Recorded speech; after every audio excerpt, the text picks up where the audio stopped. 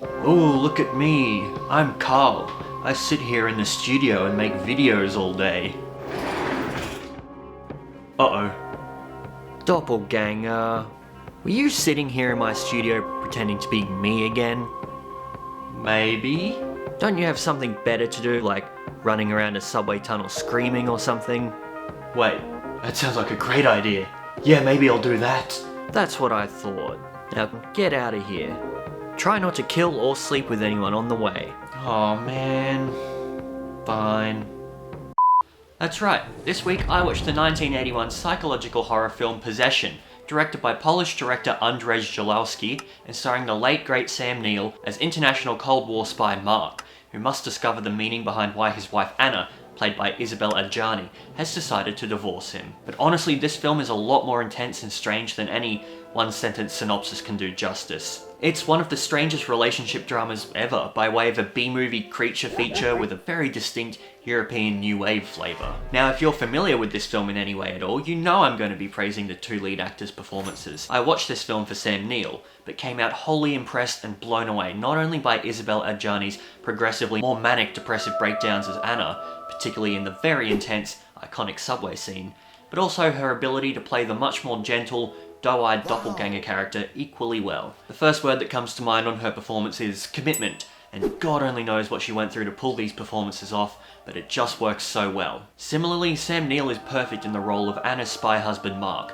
whose role was a lot more physical than I expected, as he gradually becomes more and more unhinged throughout the film, both in demeanour and physical appearance. The way he just looks like he's about to snap like a rubber band at any second, which he does end up doing a couple of times to some great effect, and some of the crazy stunts he pulls off with the most maniacal expression are so bizarre, you just can't help but laugh in appreciation at how surreal and psychotic he comes off as. And despite his later success in Jurassic Park, it's films like this and Event Horizon that just prove Sam Neill was born to play the bad guy we all love to hate. The bleakness of the world in which these characters exist, West Berlin in the early 80s, works perfectly not only to heighten the dismal situation the characters are in, but also serves as a fantastic, if a little bit in-your-face allegory for the separation the characters experience, reflecting the country's own divide at the time. The locations are used to great effect, and the contrast between the modern set pieces and the more run-down part of the city is example after example of wonderful production design and use of real-world locations to serve the story. Now, on one hand, the opening 15 or so minutes of the film was some of its best to me. Even if the characters are established kind of vaguely, the energy and the momentum is very thrilling. On the other hand, as obvious as it might sound, the ending of the film is really what brought the whole thing together for me, as I was actually feeling a bit lost around halfway through, finding a bunch of the scenes disjointed, unnecessary, or confusing even.